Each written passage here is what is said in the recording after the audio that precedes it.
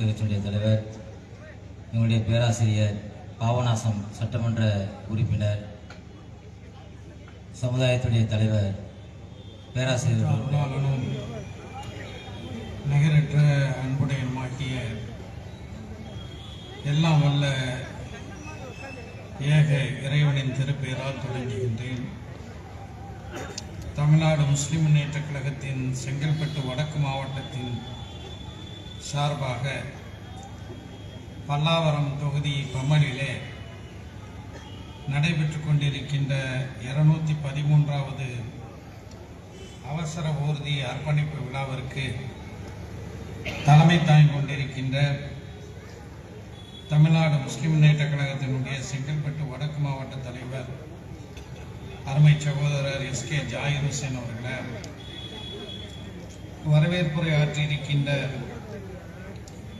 மாவட்ட துணை செயலாளர் முகமது யூனுஸ் அவர்களை, நன்றியுரையாற்றவிருக்கின்ற பம்மல் பகுதி தலைவர் அருமை சகோதரர் சாதிக் பாட்சா அவர்களை, இந்த நிகழ்விலே பங்கு கொண்டு உரையாற்றி சென்றிருக்கின்ற பல்லாவரம் சட்டமன்ற உறுப்பினர் அருமை சகோதரர் கருணாநிதி அவர்களை, இந்த நிகழ்வை சிறப்போடு ஒருங்கிணைத்திருக்கின்ற தாம்பரம் மாநகர மாமன்ற உறுப்பினரும் மனிதநேய மக்கள் கட்சியினுடைய மாநில துணை பொதுச் செயலாளருமான அருமை சகோதரர் யாக்கூப் அவர்களை, இந்த நிகழ்விலே உரையாற்றி அமர்ந்திருக்கின்ற மனிதநேய மக்கள்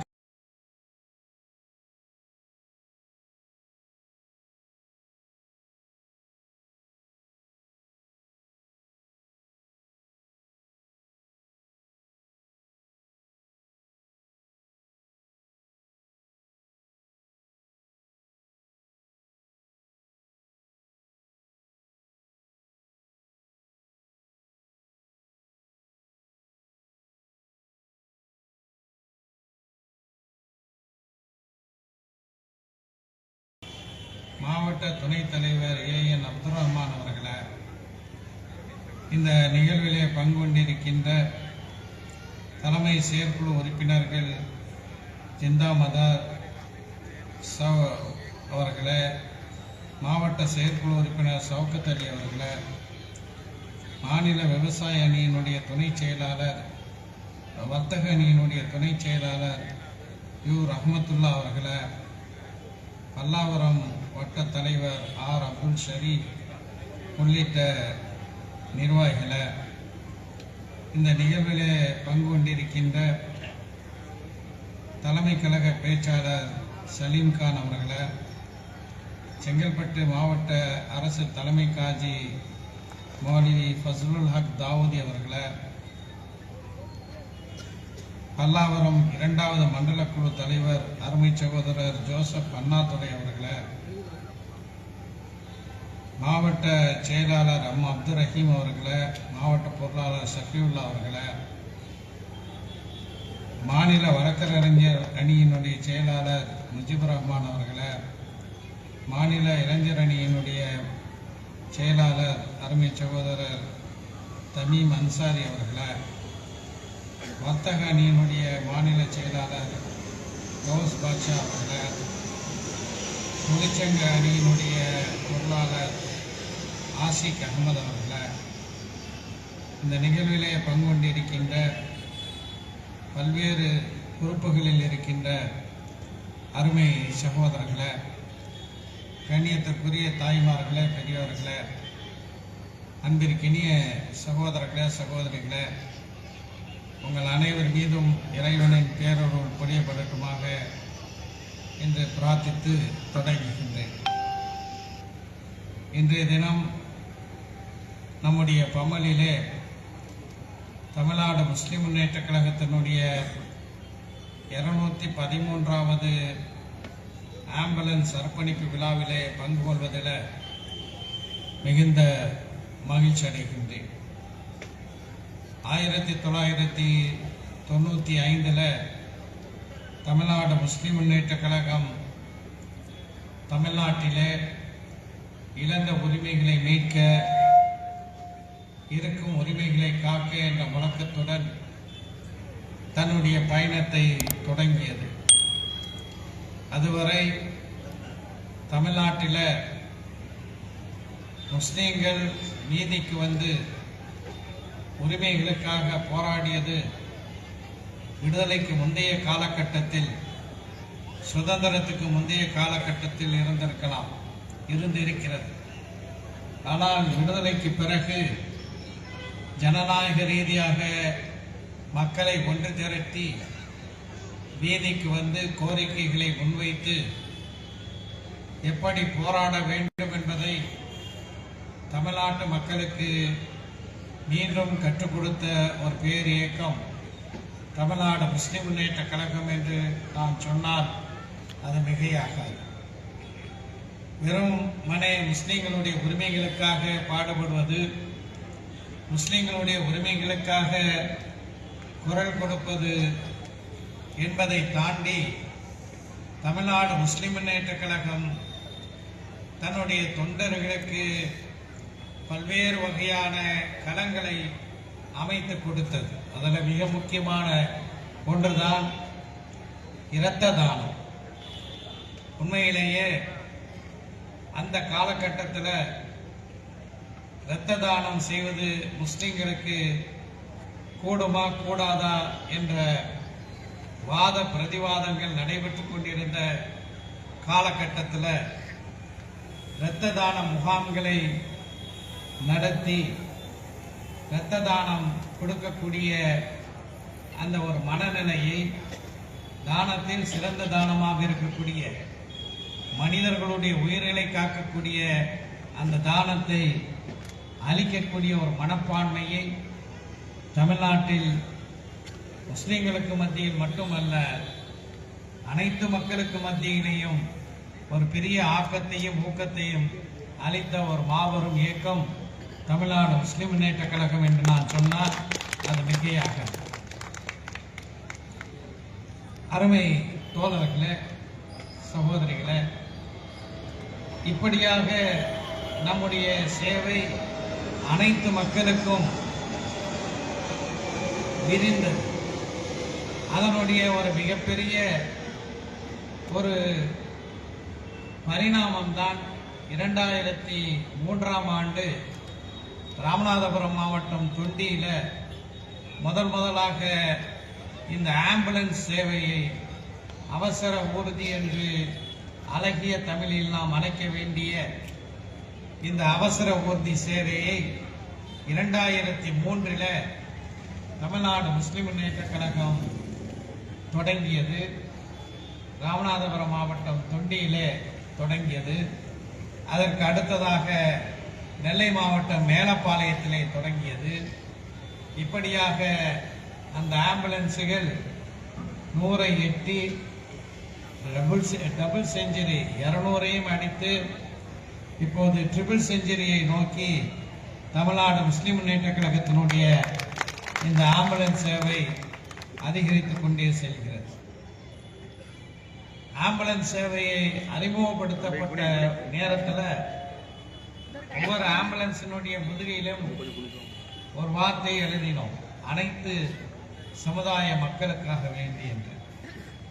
அந்த அடிப்படையிலே தான் தமிழ்நாடு முஸ்லிம் முன்னேற்ற கழகத்தினுடைய இந்த அவசர ஊர்தி சேவை அனைத்து மக்களுக்குமான ஒரு சேவையாக அன்றாடம் அது செயல்பட்டு வருகிறது. ஏன், சில ஆண்டுகளுக்கு முன்னால் தமிழ்நாட்டிலே நீலகிரி மாவட்டத்தில் ஊட்டியில் நம்முடைய முப்படை ஆர்மியினுடைய இராணுவத்தினுடைய தளபதி பிபின் ராவத் அவர்கள் ஒரு விபத்தில் உயிரிழந்த போது அவருடைய உடலை எடுத்து சென்ற அந்த பணியையும் செய்தது தமிழ்நாடு முஸ்லிம் முன்னேற்ற கழகத்தினுடைய இந்த ஆம்புலன்ஸ் என்பதை இங்கே நினைவு கூற கடமைப்பட்டு இருக்கின்றேன். அருமை சகோதரர்களே, சகோதரிகளே, இந்த பணிகளை எல்லாம் நான் செய்வதற்கு ஒரே ஒரு காரணம்தான். அந்த காரணம் என்னவென்றால், மக்களுக்கு சேவை ஆற்ற வேண்டும். அந்த சேவையின் மூலமாக இறைவனின் திருப்தியை பெற வேண்டும், மறுமையிலே வெற்றி பெற வேண்டும் என்ற அந்த ஒரே நோக்கத்திற்காக வேண்டிதான் தமிழ்நாடு முஸ்லிம் முன்னேற்ற கழகத்தினுடைய சகோதரர்களும் சகோதரிகளும் எங்கெல்லாம் மக்கள் துன்பம் பெறுகிறார்களோ, வேதனை அடைகிறார்களோ, அங்கேயெல்லாம் நம்முடைய பணிகள் விரிவாகி கொண்டே செல்கிறது. இதனால தான் முஸ்லிம்களுக்கு 3.5 விழுக்காடு இடஒதுக்கீடை அளித்ததற்காக அன்றைய தமிழ்நாட்டினுடைய முதலமைச்சர் முத்தமிழ் அறிஞர் கலைஞர் அவர்களுக்கு நாம் சென்னை நேரு உள் விளையாட்டு அரங்கிலே ஒரு நன்றி அறிவிப்பு மாநாட்டை நடத்திய போது அவர் அங்கே உரையாற்றினார். ஒரு கருணை இல்லம் போல தமிழ்நாடு முஸ்லிம் முன்னேற்ற கழகத்தினுடைய சேவை தமிழ்நாடு முழுவதும் பறந்து விரிந்து இருக்கின்றது என்று குறிப்பிட்டதோடு இல்லாமல் எத்தனை ஆம்புலன்ஸ் இருக்கு அப்படின்னு என்னிடம் கேட்டார். 35 ஆம்புலன்ஸ் இருக்கு அப்படின்னு சொன்னார். இது நடந்தது 2007. அப்போது அவர் தன்னுடைய உரையிலே சொல்கிறார், உங்களுடைய 35 ஆம்புலன்ஸோடு சேர்ந்து நானும் 2 ஆம்புலன்ஸ்களை தமிழ்நாடு முஸ்லிம் முன்னேற்ற கழகத்துக்கு தருகிறேன் என்று அந்த மேடையிலே அறிவித்ததோடு நிற்காமல் 2-3 தினங்கள் கழித்து எங்களை அவருடைய இல்லத்துக்கு அழைத்து 2 பெரிய ஆம்புலன்ஸுகள், அது வரைக்கும் நம்முடைய ஆம்புலன்ஸ் எல்லாம் வந்து இந்த மாருதி ஆம்னி என்ற சிறிய வகை ஆம்புலன்ஸ்களாக இருந்தது. கலைஞர் அவர்கள் தான் 2 பெரிய ஆம்புலன்ஸ்களை, ஒன்று ஸ்வராஜ் மஸ்தா, இன்னொன்று டெம்போ டிராவலர், இப்படி 2 பெரிய ஆம்புலன்ஸ்களை தமிழ்நாடு முஸ்லிம் முன்னேற்ற கழகத்திற்கு கலைஞர் அவர்கள் வழங்கினார்கள் என்றால் எந்த அளவுக்கு தமுமுகவினுடைய சேவையை அவர் உணர்ந்திருக்கிறார். அந்த சேவைக்கு அங்கீகாரம் வழங்கக்கூடிய வகையில மாநிலத்தினுடைய முதலமைச்சரே தமிழ்நாடு முஸ்லிம் முன்னேற்ற கழகத்தினுடைய செயல்பாடுகளை அங்கீகரித்திருக்கிறார், பாராட்டி இருக்கிறார் என்பதற்கு எடுத்துக்காட்டாக அது அமைந்தது. அவர் மட்டுமா பாராட்டினார்? அவருடைய புதல்வர், இன்றைய முதல்வர் தளபதி மு.க. ஸ்டாலின் அவர்கள் கொரோனா காலகட்டத்தில் நாம் தமிழ்நாடு முஸ்லிம் முன்னேற்ற கழகத்தினுடைய வெள்ளி விழாவை இது போன்று வெளிப்படையாக வெளியரங்கிலே நடத்த முடியாத சூழல், கொரோனாவினுடைய கட்டுப்பாடுகள், இணைய வழியிலே தமிழ்நாடு முஸ்லிம் முன்னேற்ற கழகத்தினுடைய வெள்ளி விழா மாநாட்டை நடத்தினோம். அந்த மாநாட்டிலே பேசும்போது நம்முடைய தமிழ்நாட்டினுடைய இன்றைய முதலமைச்சர் அவர்கள் கலைஞருடைய அன்பு புதல்வர் சொன்னார்கள், கொரோனா காலகட்டத்தில் யாருமே கிட்ட நெருங்காத, உறவினர்கள் கூட கிட்ட நெருங்காத நேரத்தில் இறந்தவர்களுடைய உடல்களை தொட்டு தூக்கி அவரவர் மதப்படி அதற்கு இறுதி கடமைகளை நிறைவேற்றிய தமிழ்நாடு முஸ்லிம் முன்னேற்ற கழகத்திற்கு ஒரு சல்யூட் என்று நம்முடைய தொண்டர்களுக்கு நம்முடைய முதலமைச்சர் அவர்கள் சல்யூட் அடித்தார்கள் என்றால் இந்த அமைப்பு தமுமுக 1995 தொடங்கி வெள்ளி விழாவை கடந்து பொன் விழாவை நோக்கி பயணித்துக் கொண்டிருக்கக்கூடிய நமக்கு அனைத்து தரப்பு மக்களுடைய வாழ்த்துகளும் பாராட்டுகளும் வந்த வண்ணமாக இருக்கின்றது. இது மட்டுமல்லாமல் நம்முடைய இரத்த தான சேவைகளை பாராட்டி, அதே போல கொரோனா காலத்தில் நாம் செய்த பணிகளை பாராட்டி மாவட்ட ஆட்சியர்களும் தொடர்ந்து நம்முடைய அமைப்பை சார்ந்த சகோதரர்களுக்கு விருதுகளை அளித்துக் கொண்டே இருக்கின்றார்கள் என்பதையும் இந்த தருணத்தில் நான் பதிவு செய்ய கடமைப்பட்டு இருக்கின்றேன். இப்படியான அர்ப்பணிப்பு மனப்பான்மையுடன் பணியாற்றக்கூடிய அனைத்து தமிழ்நாடு முஸ்லிம் முன்னேற்ற கழகத்தினுடைய சகோதரர்களுக்கும் அவர்களுக்கு உறுதுணையாக இந்த பணியிலே இருக்கக்கூடிய அவர்களுடைய குடும்ப உறுப்பினர்கள் சகோதரிகளுக்கும் எல்லாம் வல்ல இறைவன் இம்மையிலும் அருமையிலும் நற்பெயர்களை வழங்க வேண்டும் என்று உளப்பூர்வமாக நான் பிரார்த்திக்கின்றேன். அருமை சகோதரர்களே, தமிழ்நாடு முஸ்லிம் முன்னேற்ற கழகத்தினுடைய இன்னொரு மிகப்பெரிய சாதனை, முஸ்லிம்களுக்கு தமிழ்நாட்டில் மட்டுமல்ல அகில இந்திய அளவிலே பிற்படுத்தப்பட்ட முஸ்லிம்களுக்கு இடஒதுக்கீடு கிடைப்பதற்கு முதல் காரணமாக இருக்கக்கூடிய அமைப்பும் தமிழ்நாடு முஸ்லிம் முன்னேற்ற கழகம் தான் என்பதை இந்த நேரத்தில் நான் நினைவுபடுத்த விரும்புகின்றேன். தமிழ்நாடு முஸ்லிம் முன்னேற்ற கழகம் தொடங்கப்பட்ட 1995 சென்னையில எழும்பூரில் இருக்கக்கூடிய சிராஜ் திருமண மண்டபத்தில் சமூக நீதி மாநாடு என்ற பெயரிலே ஒரு மாநாடு தமிழ்நாடு முஸ்லிம் முன்னேற்ற கழகத்தினுடைய தலைவர், அன்றைய தலைவர் குணங்குடி ஆரம் அனிஃபா அவர்கள் தலைமையிலே நடைபெற்றது. சமூக நீதி மாநாடு அந்த மாநாட்டுக்கு பெயர். அந்த மாநாட்டிலே நிறைவேற்றப்பட்ட ஒரு தீர்மானம், தமிழ்நாட்டில் கல்வி மற்றும் வேலை வாய்ப்புல முஸ்லிம்களுக்கு தனி இடஒதுக்கீடு தர வேண்டும் என்ற தீர்மானம் நிறைவேற்றப்பட்டது.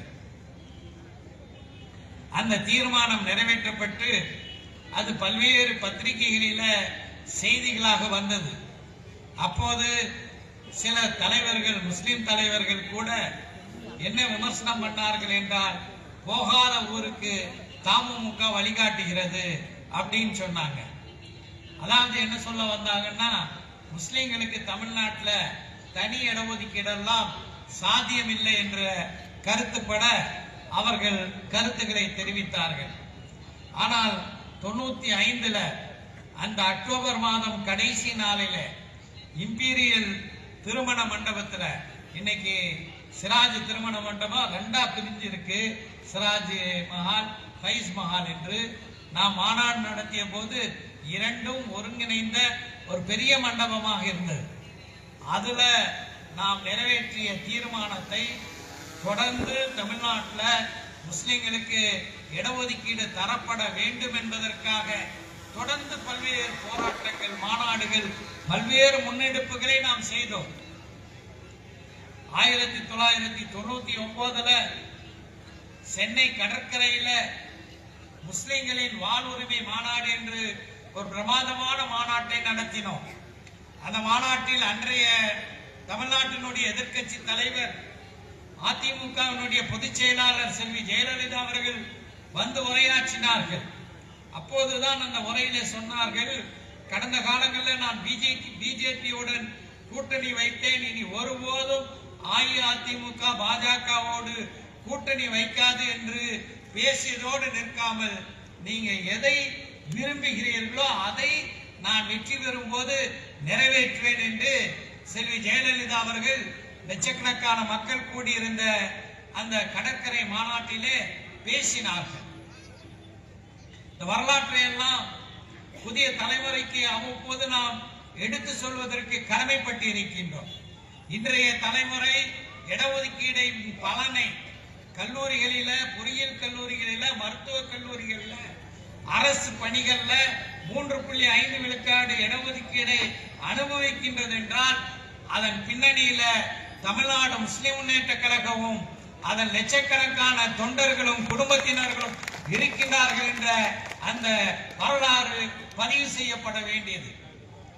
செல்வி ஜெயலலிதா அவர்கள் 2001 முதலமைச்சராக பொறுப்பேற்றார்கள். தொடர்ந்து நாம் வலியுறுத்தினோம், இடஒதுக்கீடுக்காக வேண்டி வலியுறுத்தினோம். பல தமிழ்நாட்டில் இருக்கக்கூடிய அரசியல் கட்சிகளும் அப்போது அதிமுக அணியிலே இருந்தவர்கள், நாம் இல்லை, அதிமுக அணியிலே இருந்தவர்கள் அதிமுக பொதுச் செயலாளர்களை நேரடியாக சந்தித்து கூட வலியுறுத்தினார்கள். ஆட்சியினுடைய அந்திம காலத்தில் கடைசியாக குமார் ராஜரத்னம் என்பவருடைய பேரில் ஒரு ஆணையத்தை அமைத்தார்கள். ஆனால் ஆட்சி முடிவடைந்து விட்டது. 2006 தமிழ்நாட்டில் சட்டமன்ற தேர்தல். அப்போது தமிழ்நாடு முஸ்லிம் முன்னேற்ற கழகம் என்ற நம்முடைய சமுதாய பேரியக்கம் மட்டும்தான் இருந்தது. மனிதநேய மக்கள் கட்சி என்ற அரசியல் கட்சியை நாம் அப்போது தொடங்கவில்லை. ஆனாலும் கூட ஒவ்வொரு தேர்தலின் போது சமுதாய நலனை கருதி ஒரு குறிப்பிட்ட கூட்டணிக்கு ஆதரவு தெரிவித்ததோடு மட்டுமல்லாமல் களப்பணியிலே, தேர்தல் பரப்புரையில நாம் தமுமுக ஈடுபட்டு வந்தோம். அந்த சூழல்ல தான் 2006ல முத்தமிழறிஞர் கலைஞர் அவர்களை, திராவிட முன்னேற்ற கழகத்தினுடைய தலைவர் அவர்களை சென்னை முரசொலி தலைமையகத்தில், கோடம்பாக்கத்தில் இருக்கக்கூடிய முரசொலி அலுவலகத்தில் சந்தித்தோம். சந்தித்து 2006 சட்டமன்ற தேர்தலிலே எங்களுடைய ஆதரவு உங்களுக்கு வேண்டும் என்றால் எங்களுக்கு நீங்கள் ஒரு உறுதிமொழியை தர வேண்டும். அது என்ன உறுதிமொழி என்றால், முஸ்லிம்களுக்கு கல்வி மற்றும் வேலை வாய்ப்புல தனி இடஒதுக்கீடு தர வேண்டும் என்ற அந்த கோரிக்கையை வலியுறுத்தினோம். கலைஞரும் அதற்கு ஒப்புக்கொண்டார்கள். 2006ல ஆட்சி மாறியது. கலைஞர் அவர்கள் தமிழ்நாட்டினுடைய முதலமைச்சராக பொறுப்பேற்கின்றார்.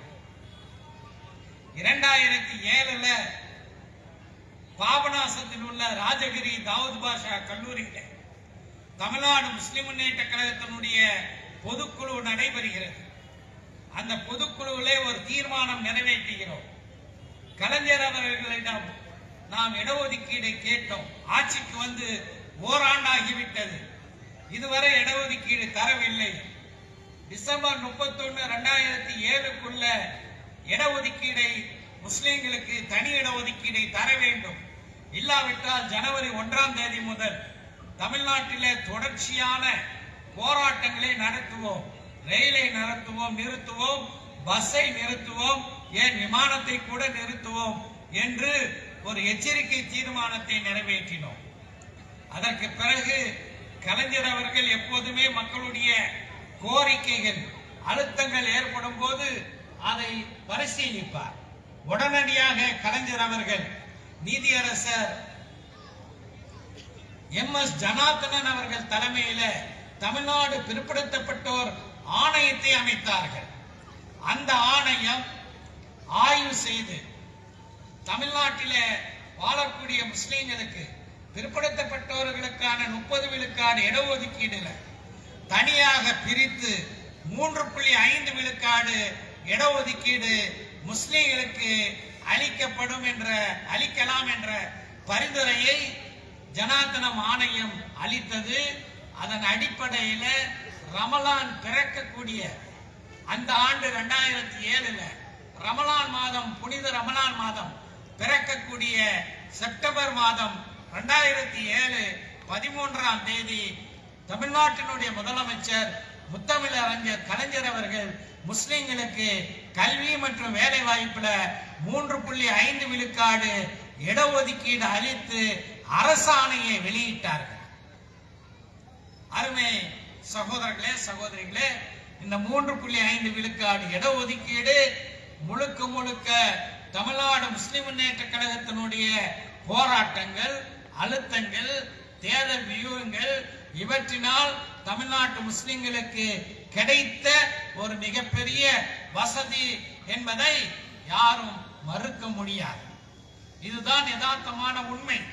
அதற்கு நன்றி சொல்வதற்கு தான் ஜவஹர்லால் நேரு உள் விளையாட்டு அரங்கிலே நாம் நன்றி அறிவிப்பு மாநாட்டை நடத்தினோம். அந்த மாநாட்டிலே பேசும்போதுதான் தமிழ்நாடு முஸ்லிம் முன்னேற்ற கழகத்தினுடைய பணிகளை எல்லாம் சிறப்பித்து பேசி 2 ஆம்புலன்ஸ்களை கலைஞர் அவர்கள் தமிழ்நாடு முஸ்லிம் முன்னேற்ற கழகத்துக்கு வழங்கினார்கள்.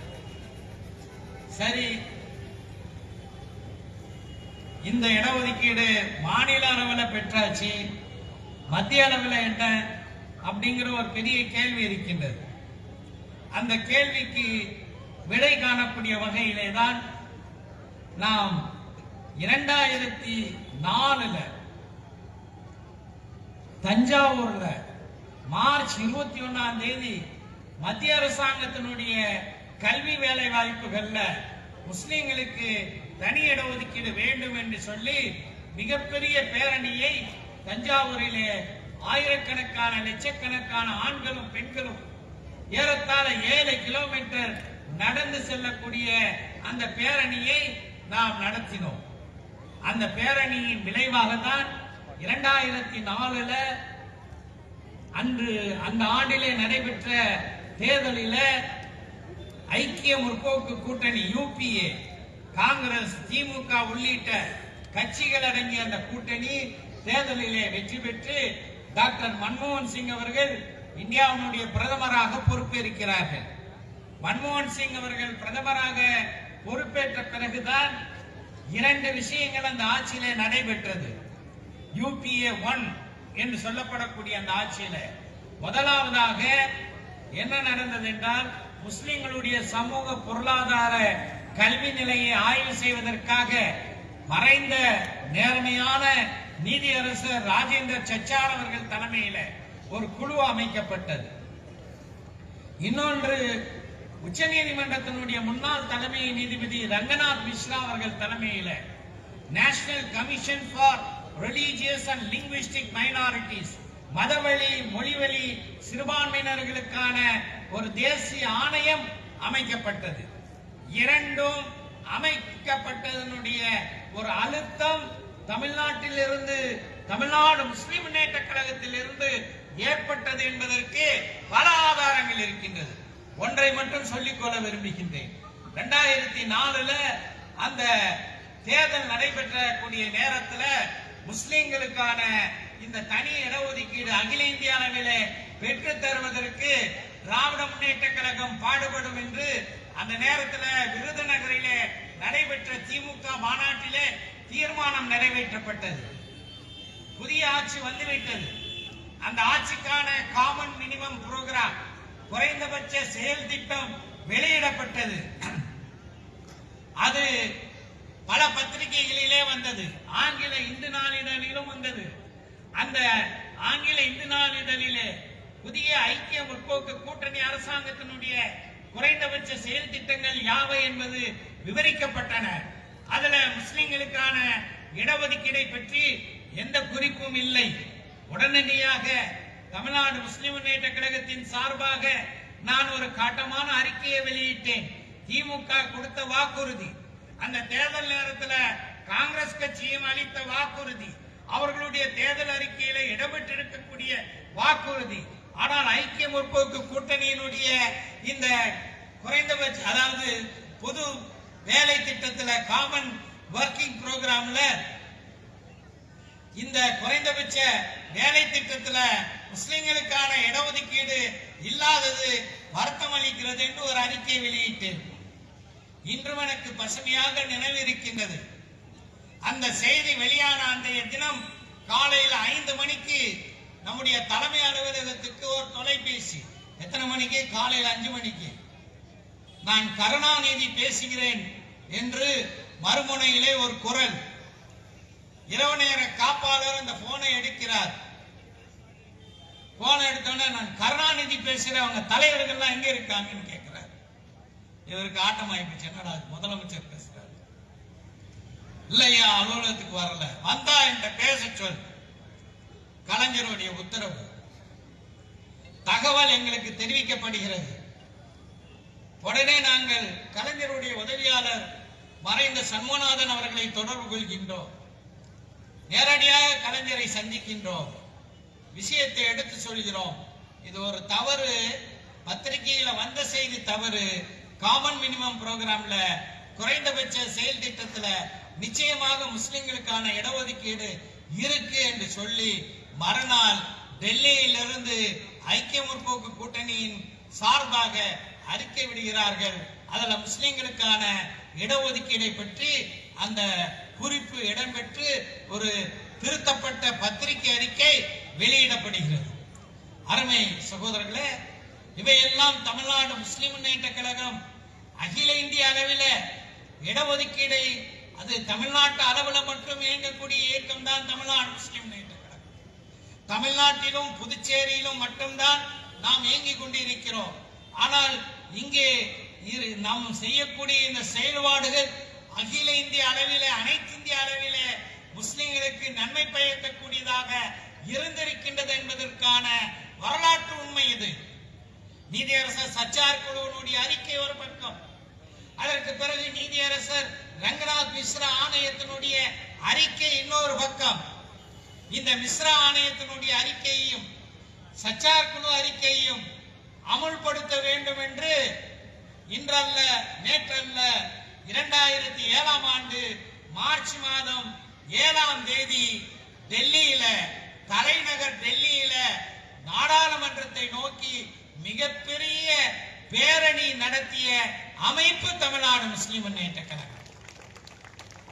அன்று பேரணி முடிந்தவுடன் பிரதமர் உங்களை சந்திக்க விரும்புகிறார் என்று தொலைபேசி அழைப்பு.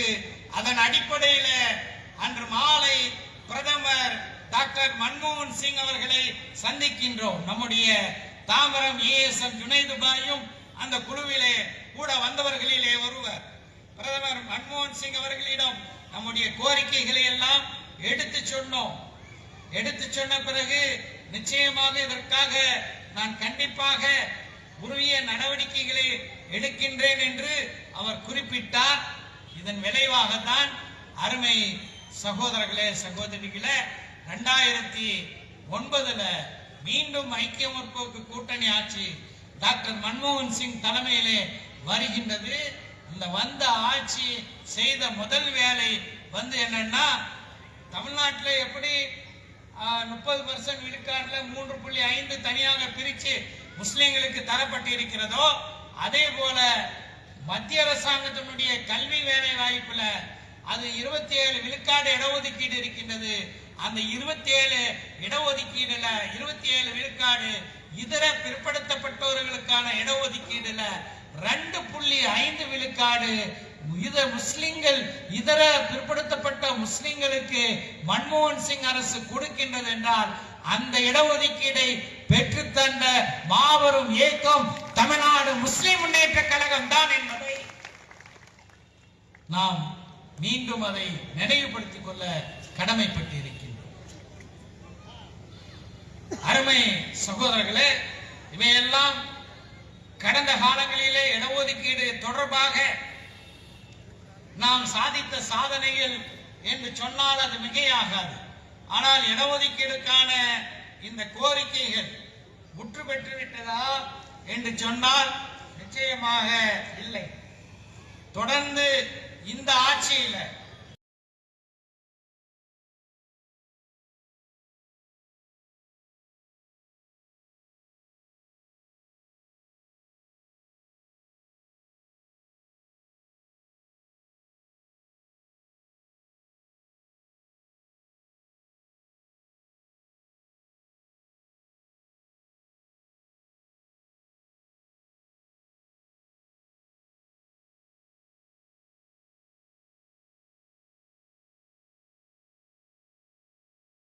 வாழ்வியல் நெறியாக ஏற்றுக்கொள்கிறார்கள். அப்படி இஸ்லாத்தை தழுவக்கூடிய பிற்படுத்தப்பட்ட மிகவும் பிற்படுத்தப்பட்ட மக்களுக்கு இடஒதுக்கீடு தமிழ்நாட்டில் தொடர்ச்சியாக மறுக்கப்பட்டு வருகிறது. அவர்கள் வேலை வாய்ப்புக்கு அவர் முஸ்லிமாக மாறி இருப்பார், அதற்கான எல்லா சான்றுகளும் இருக்கும். அவர் ஏற்கனவே ஒரு பிற்படுத்தப்பட்ட அல்லது மிகவும் பிற்படுத்தப்பட்ட குடும்பத்தில் தான் பிறந்தவராக இருக்கலாம். ஆனாலும் கூட அவர் இஸ்லாத்துக்கு மதம் மாறிவிட்டார் என்பதற்காக வேண்டி அவருக்கு இடஒதுக்கீடு மறுக்கப்படக்கூடிய ஒரு நிலை தமிழ்நாட்டில் இருந்து வந்தது. இவர்கள் அதர்ஸ் மற்றவர்கள் என்று சொல்லி முற்படுத்தப்பட்ட மக்களுடன் வேலை வாய்ப்புகள்ல கல்வி வாய்ப்புகள்ல போட்டியிடக்கூடிய ஒரு நிலை ஏற்பட்டது. நான் பாபநாசம் சட்டமன்ற உறுப்பினராக 2021 தேர்ந்தெடுக்கப்பட்ட போது என்னுடைய முதல் உரையிலேயே இதை பற்றி குறிப்பிட்டு இவர்களை பிற்படுத்தப்பட்ட முஸ்லிம்கள் என்று வகைப்படுத்தப்பட வேண்டும் என்ற ஒரு கோரிக்கையை முன்வைத்தேன். அதை தொடர்ந்து தமிழ்நாட்டில் ஏற்கனவே 1980களிலேயே கிறிஸ்தவத்தை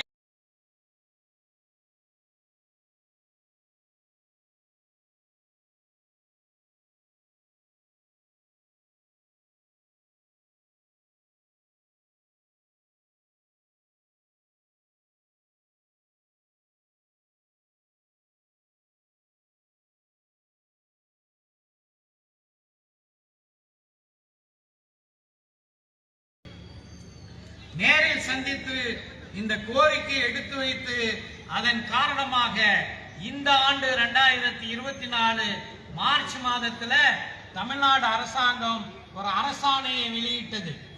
இதை எப்படி நீங்கள் பார்க்க வேண்டும் என்றால், பாஜக ஆளக்கூடிய வட இந்திய மாநிலங்களிலே மதமாற்றம் செய்வது கூடாது, மதமாற்றத்தை தடை செய்யக்கூடிய சட்டங்கள் எல்லாம் இயற்றப்பட்டு அரசமைப்பு சட்டம் யாரும் எந்த மதத்தையும் பின்பற்றலாம், கடைபிடிக்கலாம், அதை மற்றவர்களுக்கு எடுத்துரைக்கலாம் என்று அரசமைப்பு சட்டம் தந்திருக்கக்கூடிய அந்த உரிமைகளுக்கு எதிராக சங்கிய அரசுகள், பாஜக அரசுகள் செயல்பட்டு கொண்டிருக்கக்கூடிய நேரத்தில் தமிழ்நாட்டினுடைய முதலமைச்சர் நான் சட்டமன்றத்தில் இந்த கோரிக்கையை எடுத்துரைத்து பேசும்போது என்னுடைய பெயரை குறிப்பிட்டு இந்த கோரிக்கை நிறைவேற்றப்படும் என்று சட்டமன்றத்தில் அறிவித்ததோடு மட்டுமல்லாமல் அரசாணையை வெளியிட்டு இன்று இஸ்லாத்தை தழுவக்கூடிய பிற்படுத்தப்பட்ட மக்கள், மிகவும் பிற்படுத்தப்பட்ட மக்கள், பிசிஎம் பிற்படுத்தப்பட்ட முஸ்லிம்கள் என்று கருதப்படுகிறார்கள் என்றால் அது மனிதநேய மக்கள் கட்சி மற்றும் தமிழ்நாடு முஸ்லிம் முன்னேற்ற கழகத்தினுடைய ஒரு மிகப்பெரிய சாதனை என்பதையும் இந்த நேரத்தில் எடுத்துரைக்க விரும்புகின்றேன். ஆனாலும் கூட நம்முடைய இடஒதுக்கீடு கோரிக்கை முடிவடைந்து விட்டதா என்றால் நிச்சயமாக இல்லை. இன்றைக்கு ஒன்றியத்தை ஆட்சி செய்யக்கூடிய பாஜக அரசு பொருளாதாரத்தில் பொருளாதாரத்தில் பின்தங்கி இருக்கக்கூடியவர்கள், எக்கனாமிக்கலி வீக்கர் செக்ஷன்ஸ், இடபிள்யூஎஸ் என்ற பெயரில அவர்களுக்கு 10 விழுக்காடு இடஒதுக்கீடு அளித்திருக்கிறது. அதாவது உண்மையிலேயே அதை இன்னொரு வார்த்தையில் சொல்ல வேண்டும் என்றால் முற்படுத்தப்பட்ட ஃபார்வர்ட் கிளாஸ் மக்களுக்கு இடஒதுக்கீடை கொடுக்கின்றது. இது அரசமைப்பு சட்டத்தின் பற்றி அடிப்படையிலே மட்டுமல்ல. இன்றைக்கு உச்ச நீதிமன்றம் என்ன வேணாலும் சொல்லலாம், ஆனால் கடந்த காலங்களிலே உச்ச நீதிமன்றத்தில் நேர்மையாக இருந்த நீதிபதிகள் அளித்த தீர்ப்பு,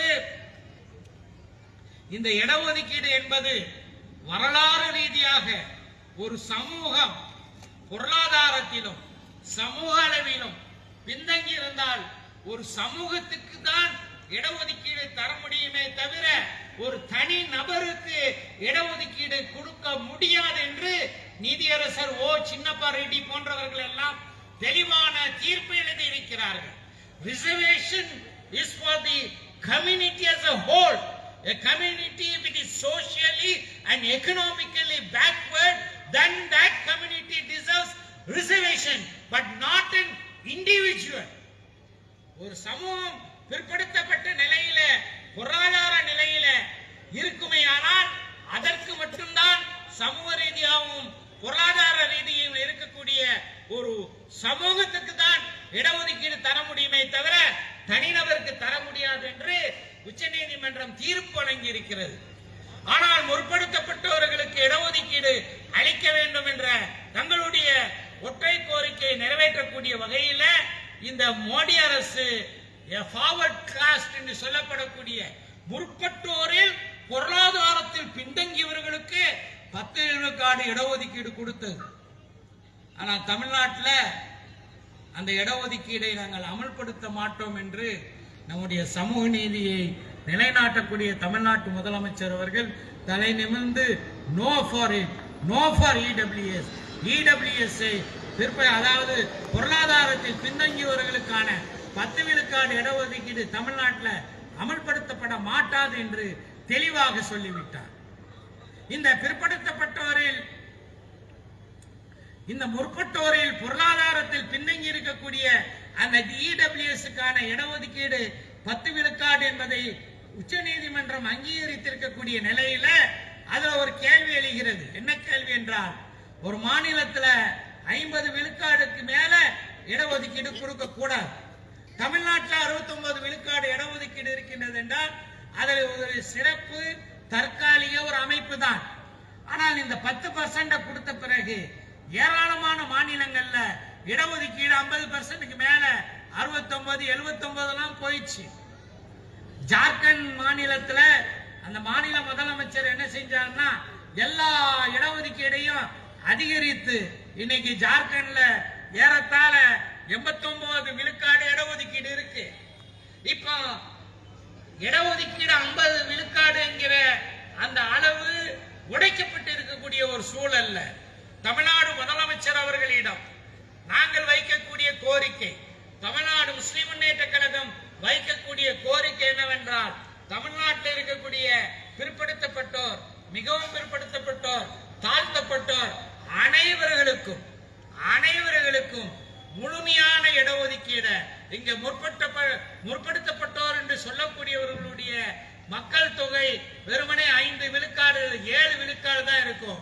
90% இடஒதுக்கீடு எல்லாருக்கும் பிரிச்சு கொடுங்க. அதன் மூலமாக முஸ்லிம்களுக்கான இடஒதுக்கீடும் அதிகரிக்கப்பட வேண்டும் என்பதுதான் சமூக நீதியை காத்து வரக்கூடிய தமிழ்நாட்டினுடைய முதலமைச்சர் தளபதி மு.க. ஸ்டாலின் அவர்களுக்கு நாம் வைக்கக்கூடிய ஒரு கோரிக்கையாக இருக்கின்றது. அருமை சகோதரர்களே, சகோதரிகளே, இந்த இடஒதுக்கீடுனால என்ன பலன் என்று கேட்கலாம். இந்த இடஒதுக்கீடின் காரணமாக ஏராளமான பலன்கள்.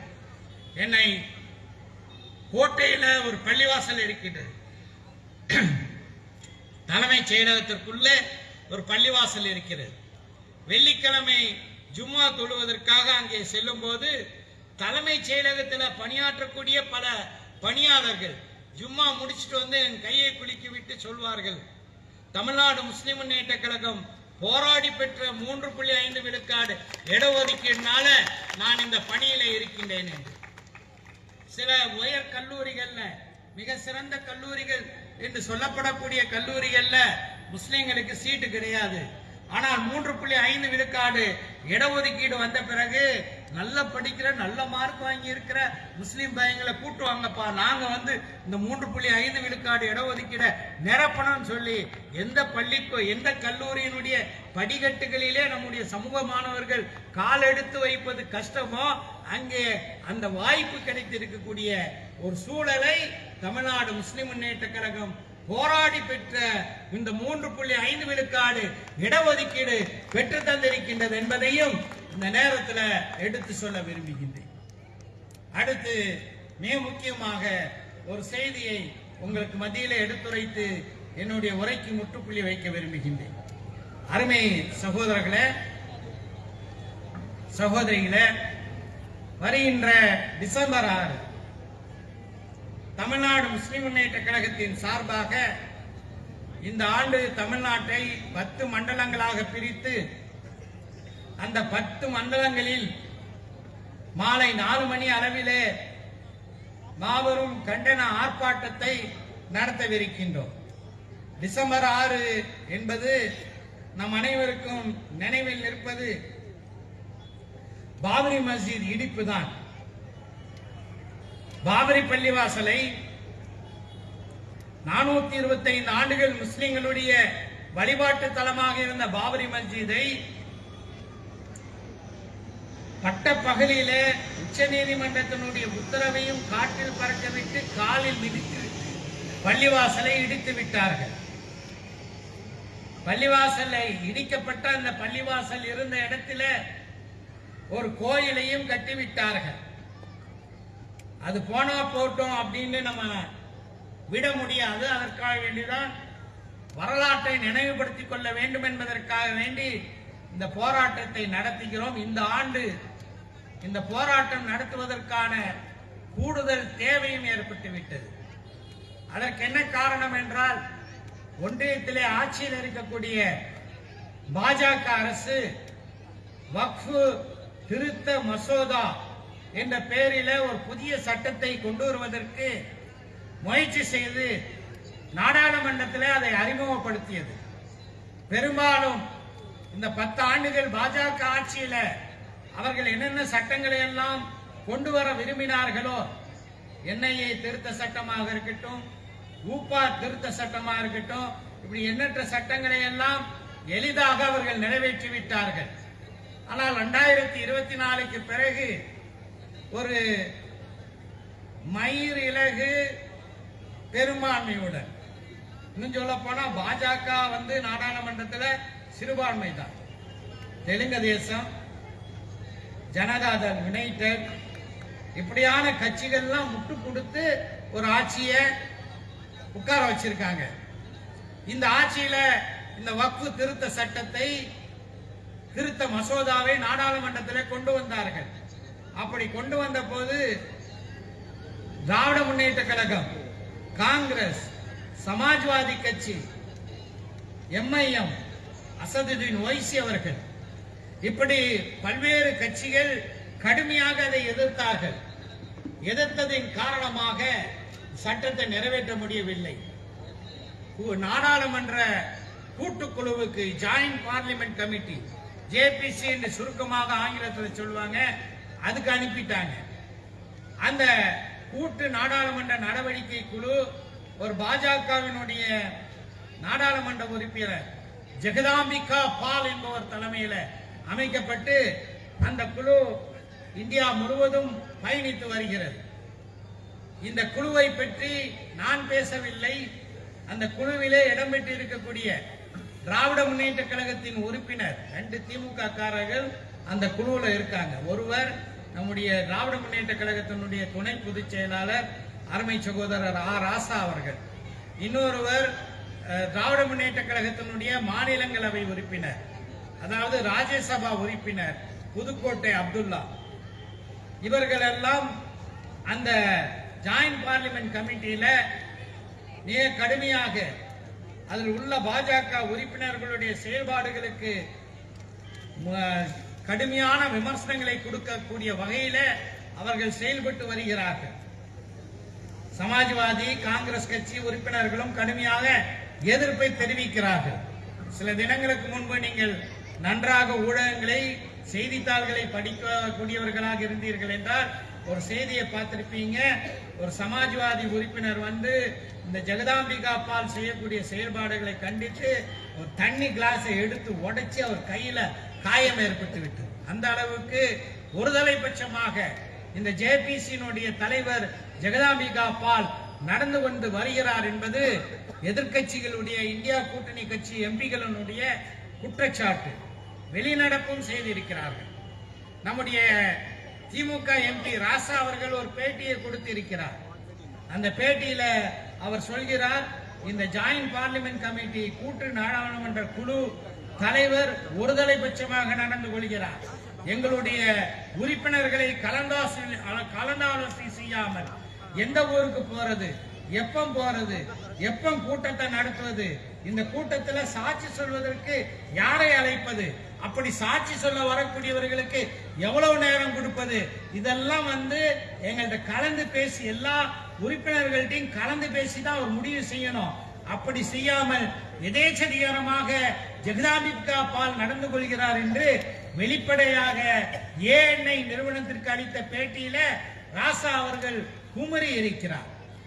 இந்த சூழல்ல மத்திய உள்துறை அமைச்சர் அமித்ஷா மகாராஷ்டிர மாநிலத்தில் தேர்தல் களத்தில் பேசும்போது வருகின்ற குளிர்கால கூட்டத்தொடர்ல இந்த வக்ஃபு திருத்த மசோதாவை சட்டமாக்கி விடுவோம் என்று பேசியிருக்கிறார். எந்த அளவுக்கு பொறுப்பற்ற பேச்சு! ஒரு ஜாயிண்ட் பார்லிமெண்ட் கமிட்டி அமைச்ச பிறகு அந்த கமிட்டியினுடைய அறிக்கையை பெற்று அதை பற்றி விவாதம் செய்து அதற்கு பிறகுதான முடிவு எடுக்க வேண்டும். சர்வாதிகாரிகளாக செயல்படுகிறார்கள். சரி, இந்த திருத்த மசோதா இது என்ன சொல்கிறது? முற்றிலுமாக வக்ஃபு என்ற நிலைமை இந்தியாவில் இருக்கக்கூடாது. வக்ஃபுகள் என்ற பெயரிலே பள்ளிவாசல்கள், மதரசாக்கள், ஆதரவற்றோர் நிலையங்கள், கல்வி நிலையங்கள் வக்ஃபு செய்யப்பட்டது எதுவுமே இருக்கக்கூடாது. அனைத்தையும் கபலீகரம் செய்ய வேண்டும் என்பதுதான் அவர்களுடைய திட்டம். ஒரு பள்ளிவாசலை பட்டப்பகலிலே இடித்து தரைமட்டமாக்கினார்கள், பாபரி பள்ளிவாசலை. ஆனால் இந்தியா முழுவதும் இருக்கக்கூடிய ஆயிரக்கணக்கான பள்ளிவாசல்களை, ஏனென்றால் 6 லட்சம் வக்ஃபுகள் இந்தியாவில் இருக்கின்றது. இந்த வக்ஃபுகள் அனைத்தும் மறுபடி பதிவு செய்யணுமா? மறுபடி பதிவு செய்யும் போது இதற்கான ஆவணங்களை சமர்ப்பிக்கணுமா? எத்தனையோ நம்ம ஊர்களில் பள்ளிவாசல்கள் இருக்கிறது. நம்ம தாத்தா பார்த்தேன் இல்ல, அதுக்கு முன்னாடி முப்பாட்ட 200-300 ஆண்டுகள் அது தொடர்ந்து பள்ளிவாசல்களாகவே தொடர்ந்து இயங்கிட்டு வருகிறது. இப்ப அதை வக்ஃபு பண்ணணும்னா, அதை பதிவு செய்யணும்னா அந்த ஆவணங்கள்லாம் கொடுக்கணுமா? எங்க போய் ஆவணங்களை கொண்டு வந்து கொடுக்கிறது? நிச்சயமாக அந்த ஆவணங்கள் இப்போது இருக்காது. அதனாலதான் வக்ஃபை யூசர் அதாவது பயன்பாட்டில் வக்ஃபு என்ற ஒரு ஷரத்து இப்ப இருக்கிற சட்டத்தில் இருக்கு. அந்த சரத்தை தூக்கி எறியக்கூடிய ஒரு வேலையை மோடி அரசு செய்கிறது. இதுல பெரிய வினோதம் என்னவென்றால், மிகப்பெரிய ஒரு அவதூறை பரப்புகிறார்கள். என்ன அவதூறு பரப்புறாங்கன்னா, இந்த முஸ்லிம் மன்னர்கள் எல்லாம் இருக்கக்கூடிய நிலங்களை, பாரத் மாதாவுக்கு சொந்தமான நிலங்களை எல்லாம் வக்ஃப் செய்து விட்டார்கள் என்று.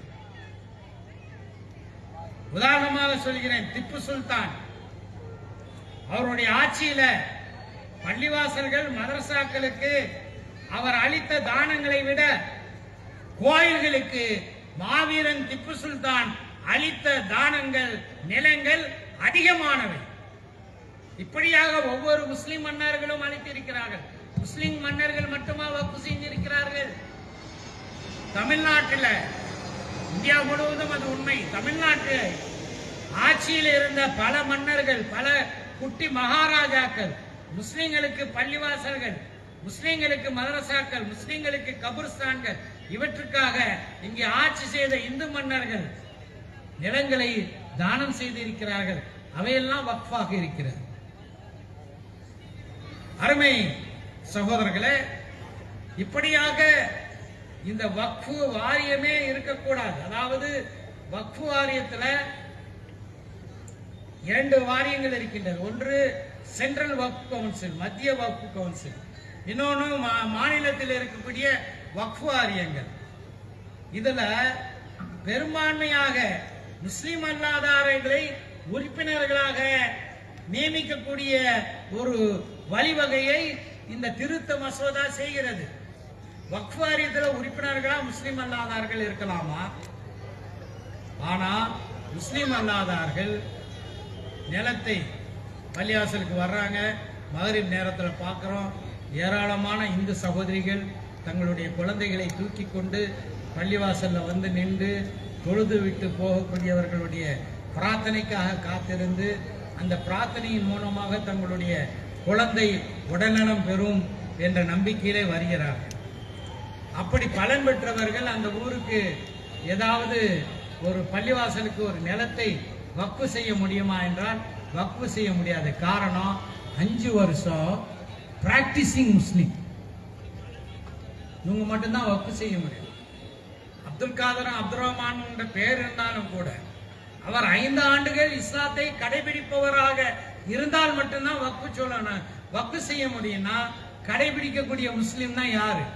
மோடியுடைய ஆளு நம்முடைய தாம்பரம் பள்ளிவாசலுக்கு, பம்பல் பள்ளிவாசலுக்கு காலையில ஃபஜ்ர் வந்து அட்டெண்டன்ஸ் எடுப்பார், லோஹருக்கு வந்து அட்டெண்டன்ஸ் எடுப்பார், மகரிப்க்கு வந்து அட்டெண்டன்ஸ் எடுப்பார், அசருக்கு வந்து அட்டெண்டன்ஸ் எடுப்பார், இஷாக்கு வந்து அட்டெண்டன்ஸ் எடுப்பார். ஆகா, ரமலான் மாசம் வரும், பம்மலை சேர்ந்த அப்துல் ரஹ்மானும் அப்துல் காதரும் 30 நாளும் நோன்பு வைத்தாங்களா, அட்டெண்டன்ஸ் எடுப்பார். இப்படி எடுக்க போறாங்களா? Practising Muslims, 5 years practising Muslims.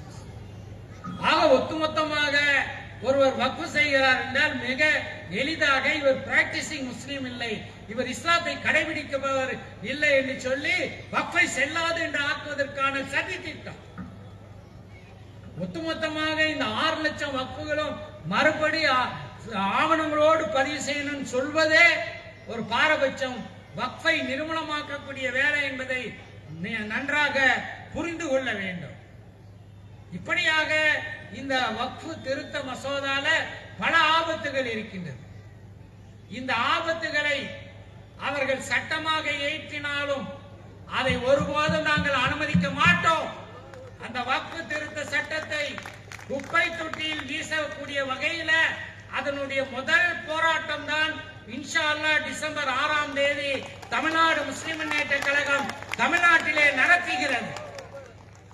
இது மட்டும் இல்லாம உத்தரப்பிரதேசத்துல, மத்திய பிரதேசத்துல ஏராளமான பள்ளிவாசல்களை அங்கு ஆட்சி செய்யக்கூடிய பாஜக அரசு உத்தரகாண்டிலும் சேர்த்துதான் புல்டோசரை கொண்டு பள்ளிவாசலை இடிப்பது, முஸ்லிம்களுக்கு உரிமையான வீடுகளை நேற்றைய தினம் கூட உச்ச நீதிமன்றம் கடுமையாக யோகி ஆதித்யநாத் அரசுக்கு சூடு வைத்திருக்கிறது. முஸ்லிம்கள் யாராவது ஒரு முஸ்லீம் ஒரு தவறு செய்து விட்டார் என்றால் சட்ட ரீதியாக அதை அணுகாமல் புல்டோசரை கொண்டு அவருடைய வீட்டை இடிக்கக்கூடிய வேலையை பார்க்கிறாங்க. அதனாலதான் இந்த டிசம்பர் 6 போராட்டம் மிக முக்கியமான ஒரு போராட்டமாக அமைகின்றது. வக்ஃபு சொத்துக்களை பாதுகாப்பதற்காக வக்ஃபு திருத்த சட்டம் என்ற பேரிலே கொண்டு வரப்படக்கூடிய சட்டத்தை நாங்கள் எதிர்க்கிறோம், அதை நிராகரிக்கிறோம். அது முடிவுக்கு வரும் வரை எங்களுடைய போராட்டம் நீடிக்கும் என்பதற்கான முதல் போராட்டமாகவும் உத்தரப்பிரதேசம், மத்திய பிரதேசம் உள்ளிட்ட பாஜக ஆளக்கூடிய மாநிலங்களில் புல்டோசர் கொண்டு பள்ளிவாசலை இடிக்கக்கூடிய, முஸ்லிம்களுடைய வீடுகளை இடிக்கக்கூடிய அந்த அராஜகத்தை கண்டித்துதான் தமிழ்நாடு முஸ்லிம் முன்னேற்ற கழகம் என்ற நமது பேர் இயக்கம்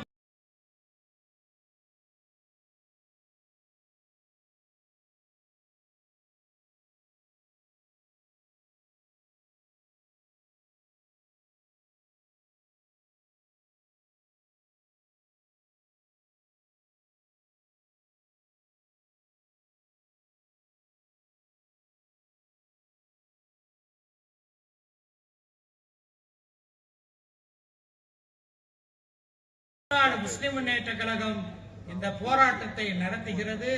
நன்றாக நினைவு நிறுத்திக் கொள்ளுங்கள். இந்த போராட்டம் இனி ஒரு பாபரி மஸ்ஜித் இழக்க தயாராக இல்லை. நீங்கள் திட்டமிட்டு இருக்கின்ற நாடு முழுவதும் உள்ள பள்ளிவாசல்களை கை வை